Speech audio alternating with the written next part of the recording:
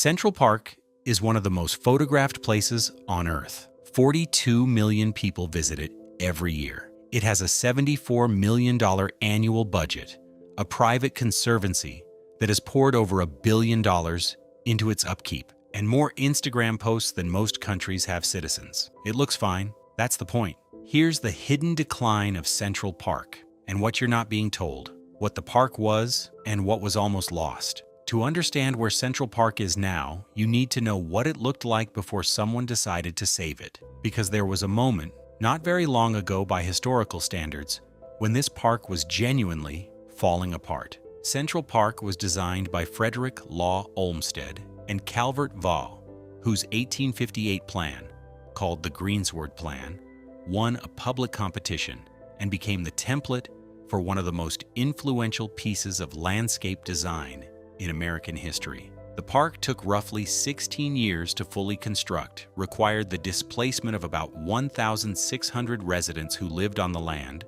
and involved moving nearly 10 million cartloads of soil. The vision was a pastoral refuge within a rapidly industrializing city, a place where, in Olmsted's own words, people could experience the feeling of relief from the noise and density of urban life. Olmsted believed deeply that access to natural landscape was not a luxury, but a public health necessity for urban populations, and he designed the park with democratic intent, as a space for working-class New Yorkers, not just the wealthy residents of the adjacent neighborhoods. For the better part of the late 19th century and early 20th century, it fulfilled that vision reasonably well. Then the fiscal crises of the 1960s and 1970s hit New York City, and the money for park maintenance essentially disappeared. By the mid-1970s, Central Park had degraded into what one account later described as a ruin of graffiti, litter, eroded landscapes,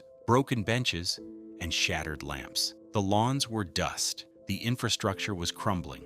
Crime had made sections of the park genuinely dangerous, especially after dark. The Ramble, the 36-acre wooded area in the middle of the park, became notorious for muggings. The 1975 New York City fiscal crisis left the park what contemporary observers called a virtually abandoned dust bowl. Youth gangs operated in the park after sunset.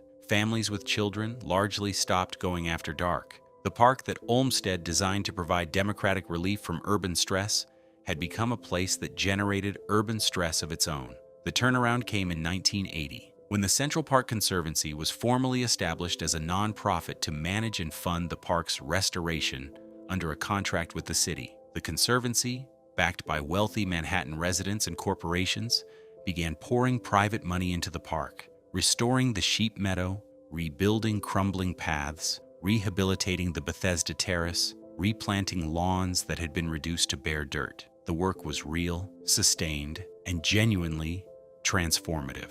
By the 1990s, Central Park had been substantially rescued from the condition it was in 15 years earlier. That rescue is the story everyone knows. The part that gets less attention is what came after it and what's happening now. The Conservancy model: who pays for the park? The Central Park Conservancy is a private, non-profit organization that has managed the park under contract with New York City since 1998. It raises nearly $74 million of the park's roughly $100 million annual operating budget, approximately 75%, through private donations, corporate contributions, and its own endowment, which now exceeds $200 million. The city contributes the remaining portion through the Department of Parks and Recreation. By any standard, the Conservancy has been extraordinarily effective at what it was designed to do. Since 1980, it has invested over $1 billion into Central Park. Its zone management system divides the park into 49 geographic zones, each managed by individual supervisors responsible for their zone's condition. Conservancy crews remove more than 2,000 tons of trash from the park every year. The restoration of Bethesda Terrace, the reconstruction of the Delacorte Theater, which closed in September 2023 for a $110 million renovation and reopened in June 2025. The rebuilding of the Davis Center from the old Lasker Rink at a cost of $160 million, which reopened in April 2025. These are all tangible results of a functional funding model. The problem isn't that the Conservancy doesn't work. The problem is what the conservancy model says about everything else. Central Park's operating budget is roughly $100 million a year and is substantially funded by private philanthropy from the wealthiest zip codes in the country. Meanwhile, the parks that serve neighborhoods with lower incomes, parks in the Bronx and East Brooklyn, in parts of Queens, receive a tiny fraction of that private support. Flushing Meadows Corona Park in Queens, which is actually larger than Central Park at 898 acres, has a conservancy that raised approximately $5,000 in private donations in a year, when Central Park received individual gifts of $100 million. That disparity is not a Central Park problem specifically. It is a consequence of the model. When park maintenance depends on the wealth and generosity of the surrounding neighborhood, parks in wealthy neighborhoods get beautifully maintained lawns and $110 million theater renovations. Parks in less wealthy neighborhoods get what's left after the city budget is distributed. New York's ranking on the Park Score Index, the Trust for Public Land's annual measure of urban park quality across American cities, has slipped in recent years, even as Central Park itself gets billions in private investment. In May 2024, Mayor Eric Adams released a proposed budget that included cutting approximately $55 million from the New York City Department of Parks and Recreation, a cut that would have eliminated more than 600 maintenance and operations jobs across the city's entire park system. After significant pushback from advocates and city council members, Adams signed a final budget that kept parks funding intact, but the episode made clear how tenuous the city's commitment to public parks remains outside the handful of landmark parks with powerful private fundraising operations, the parks that serve lower-income neighborhoods, parks without conservancies, without major donors, without hedge fund managers on their boards, have no equivalent backstop. When the budget gets tight, those parks absorb the cuts. The experience of walking through a park in East Harlem or the South Bronx and the experience of walking through Central Park on the same afternoon reflect the same city making very different resource decisions. There just hasn't been a savvy political approach to parks, said Betsy Smith, the president and CEO of the Central Park Conservancy and a former top parks official under Mayor Bloomberg. There's been a lack of will to think about parks as critical civic infrastructure. The crime numbers, what they actually say. In early 2024, the NYPD issued a public alert about crime in Central Park that generated considerable coverage. The numbers were dramatic. Robberies in the park had increased by 350% compared to the same period the previous year. Most of the robberies were occurring in the evening, targeting electronics, phones, laptops, expensive headphones, and the majority of victims were tourists who didn't see it coming. By August 2024, the broader picture had clarified. Major crime in Central Park was up 46% for the year overall, with 73 incidents recorded in 2024 compared to 50 in 2023. Felony assaults were up approximately 43%. In June 2024, an attempted rape at the Great Hill near 108th Street in the northern section of the park resulted in an arrest and triggered what became a sustained NYPD redeployment into the park. Officers were stationed at most park entrances, cop cars began patrolling the paths, new security cameras were installed, and the NYPD added significant visible presence along both the 59th Street corridor at the southern end and Central Park North. Now, context matters here, and it's worth being fair about it. The long-term trajectory of crime in Central Park is dramatically better than it was during the park's worst years. The murder rate in the park in the late 1980s and early 1990s was significantly higher than anything recorded in recent years. The park is not the genuinely dangerous place it was in 1989. The 2024 spike is real, but it is a spike within a longer period of relative improvement, not a return to the nadir. That said, the spike happened. It happened in the middle of a year in which the park received extensive media coverage, hosted millions of tourists, and operated under the management of a well-funded conservancy with $200 million in its endowment. The question is not whether Central Park is more dangerous than it was in 1989. It's why, in 2024, with all of that money and management in place, robberies tripled in the span of a year. The NYPD's own analysis pointed to drug abuse and mental health factors as contributing drivers. The city's homelessness crisis, which by July 2024 had put an estimated 350,000 people in New York City without permanent housing, was a visible presence in the park's northern sections. The benches along Central Park North, near 110th Street,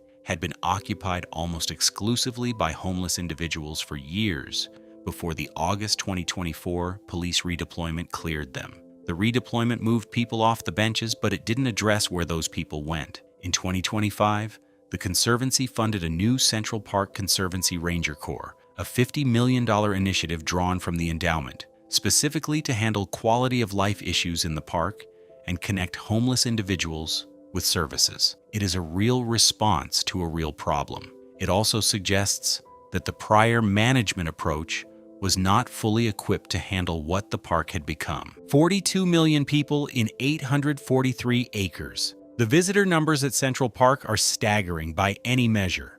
The park receives approximately 42 million visits per year. That's more than the number of people who visit Yellowstone, Grand Canyon, and Yosemite combined. It is an extraordinary concentration of foot traffic in 843 acres of land in the middle of Manhattan, and it has grown enormously over the past 4 decades. In 1973, Central Park received an estimated 12.77 million visits. By a 2011 public use study conducted by the Conservancy itself, that number had grown to approximately 37 to 38 million. Today, the figure cited is 42 million. That is roughly a 3-fold increase in foot traffic over 50 years on a fixed parcel of land that cannot grow. The physical consequences of 42 million visitors on 843 acres are not theoretical. Heavily trafficked areas of the park show consistent erosion around popular paths and meadows. The Sheep Meadow, which is one of the most visited open lawns in the park, has historically required significant ongoing management to prevent it from being worn down to bare earth. The Conservancy manages a seasonal closing rotation for major lawns and meadows, specifically to allow grass to recover from concentrated use. Without that management, the most popular sections of the park would likely look substantially different. The management is working, but only just. The Conservancy's own operating materials acknowledge that managing the growing number of visitors is among its central ongoing challenges. At 42 million visits a year, Central Park is operating at a level of use that Olmsted's design was never intended to accommodate. The park was designed in 1858 for a city of roughly 800,000 people. New York City's current population is roughly 10 times that. What this means in practice is that the park's physical environment is under continuous stress that private money can slow and manage but cannot fully reverse. The erosion happens, the lawns thin, the most popular paths require regular resurfacing. The soil compaction in heavily used meadows reduces water absorption and creates drainage problems. The Conservancy's zone management system exists largely because the park's most popular zones would deteriorate rapidly without dedicated zone-specific maintenance teams assigned to them full-time. The noise level in the southern sections of the park on a summer weekend is not what Olmsted had in mind when he wrote about the feeling of relief from city life. You don't get that feeling standing in a crowd of several thousand people at the Bethesda Fountain at noon in July. The northern sections of the park, above 96th Street, which is where the neighborhood transitions from the Upper East and Upper West Sides to East and West Harlem, are considerably less crowded. The Great Lawn draws enormous crowds in the southern half.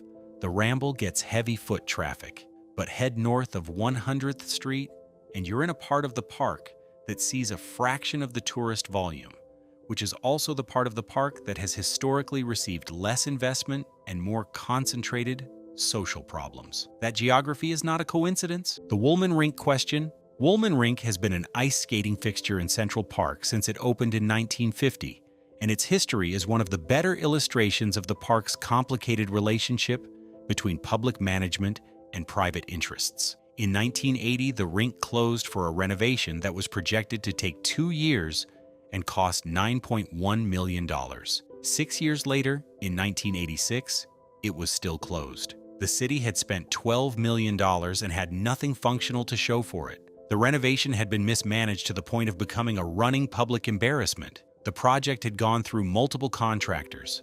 The refrigeration system had been redesigned and replaced, and the whole thing had become a symbol of the city's inability to execute a straightforward infrastructure project. At that point, Donald Trump, who was then primarily a Manhattan real estate developer, proposed to the city that he take over the renovation himself and complete it. The city agreed. Trump completed the renovation in 4 months for $2.25 million under budget. The rink reopened in November 1986 to considerable fanfare. The Trump Organization operated Wollman Rink under successive contracts from 1986 through 2021, turning it into one of the most visible and heavily used attractions in the park. In November 2024, shortly after Trump's re-election as president, the Adams administration announced the re-bidding was open for a new operator. Local media reported that the process may have been motivated, at least in part, by lobbying from the Trump Organization, which was seeking to resume management of the rink,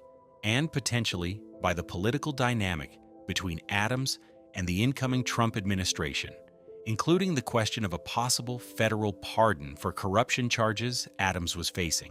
The contract situation remained unresolved as of early 2025. Whatever the outcome of that particular contracting story, the Wollman Rink history is a useful reminder of how many different sets of interests have always been at work inside Central Park's 843 acres. It is a public park. It is managed by a private nonprofit funded by wealthy private donors. Its individual attractions have at various points been operated by private companies under contract. The public owns it, nominally. The details of how it runs are considerably more complicated. The renovation boom and what it obscures. Central Park has been in the middle of a significant wave of capital investment and renovation in recent years. The Delacorte Theater, home to the Public Theater's celebrated Shakespeare in the Park productions, closed in September 2023 for a $110 million renovation that included a rebuilt stage, updated infrastructure, and improvements to the surrounding landscape.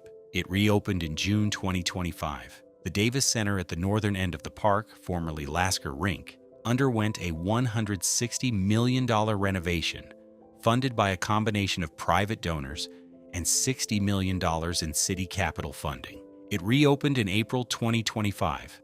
Belvedere Castle closed in 2018 for renovation and reopened in 2019. The Conservancy has raised and deployed more than $1 billion over its history across hundreds of capital projects in the park. This renovation activity is genuinely impressive and reflects real commitment from private donors and the Conservancy's leadership. It also tends to generate a particular kind of press coverage: ribbon cuttings, before and after photographs, donor recognition events, architectural renders of restored historic structures.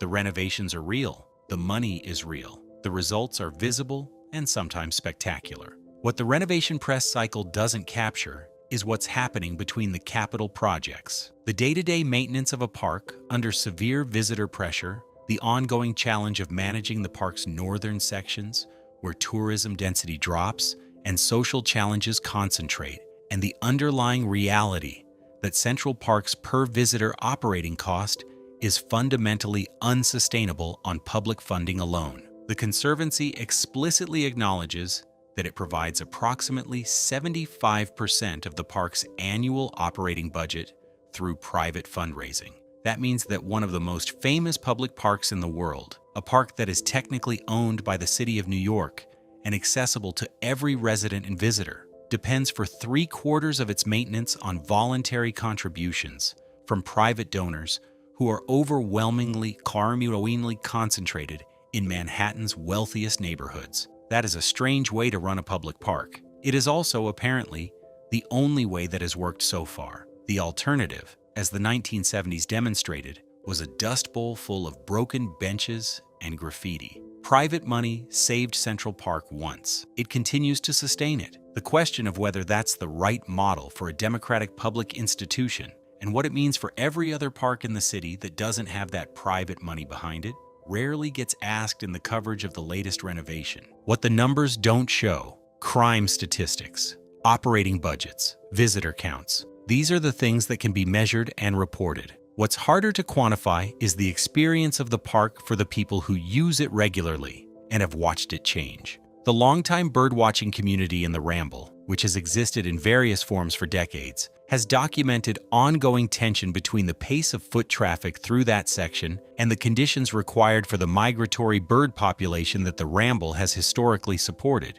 In May 2020, a confrontation in the Ramble between a birdwatcher named Christian Cooper and a woman who called the police on him while he was asking her to leash her dog became a major national story. The incident was specific to the individuals involved, but it unfolded in a section of the park where the competing uses, quiet wildlife observation versus active recreational use, have been in tension for years. The summer event schedule in Central Park has expanded substantially over the decades. The park now hosts hundreds of permitted events annually, including large-scale concerts at Summer Stage and the Naumburg Bandshell, massive food festivals, charity runs, film shoots, and commercial productions of various kinds. Each of these events is permitted and managed. Each of them also consumes park resources, creates crowd pressure in specific zones, and temporarily transforms sections of the park into something that more closely resembles an outdoor events venue than a pastoral refuge.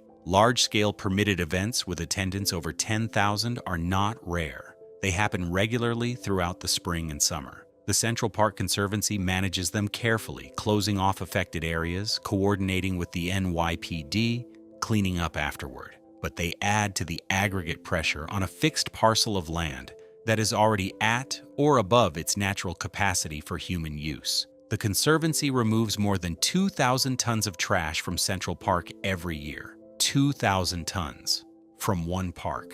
That figure sits alongside the 42 million visitors and the $74 million annual budget and suggests the scale of what is being managed and managed reasonably well, while also suggesting that the park's function as a peaceful natural escape is under continuous renegotiation with the reality of what 42 million people do when they're all in the same place. The northern sections of the park have historically been the most difficult to manage and the least visited by tourists. The Great Hill, where the attempted rape occurred in June 2024, is in the north. The benches along Central Park North that became concentrated points of homeless encampment were in the north. The areas where the park's social challenges are most visible tend to be the areas farthest from the southern landmarks that dominate the tourist experience. In 2025,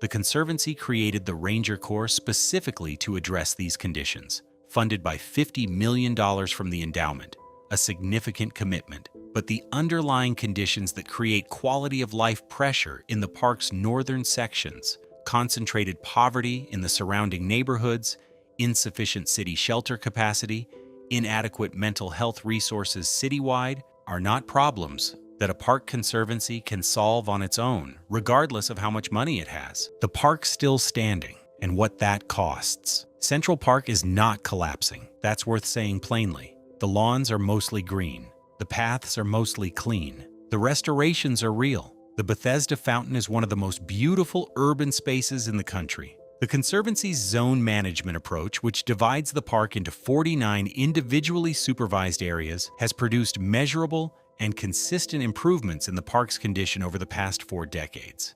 But the story that the renovation press releases and the tourism brochures tell, Central Park as a perfectly maintained oasis, a triumph of public-private partnership, the gold standard of urban park management, leaves out the crime spike of 2024, the homeless encampments in the north, the $55 million cut proposal that came within a budget negotiation of gutting citywide parks maintenance, the Flushing Meadows Conservancy that raised $5,000 while Central Park received $100 million donations, and the basic fact that a nominally public park that depends on private philanthropy for 75% of its maintenance is not, in any meaningful sense, fully public. The park's 1970s nadir, the ruin of graffiti, litter, eroded landscapes, was produced by public disinvestment and fiscal crisis. The recovery was produced by private money. If the private money ever stops flowing at the same rate, or if the donors redirect their philanthropy,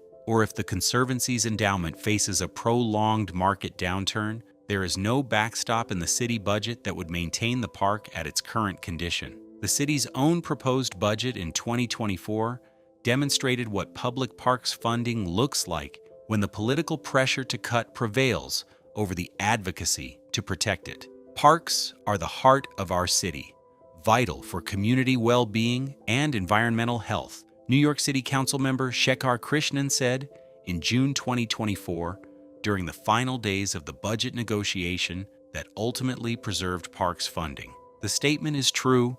It also had to be said in the context of fighting to prevent a $55 million cut to parks maintenance across the 5 boroughs. Central Park at its best is what it was always meant to be, a pastoral escape built from raw Manhattan landscape, a place where the city briefly steps back and something quieter takes over. That version of it still exists, particularly in the early mornings before the crowds arrive, in the northern meadows during the week, in the ramble in the fall, when the migrating warblers pass through and the light comes through the canopy at the right angle. What's not being told about Central Park is that keeping it at this level requires an enormous, ongoing, mostly private financial commitment that the city has never been willing or able to make on its own. That the park's most visible problems in 2024, the crime spike, the encampments, the quality of life pressure in the northern sections, emerged despite more than $1 billion of prior investment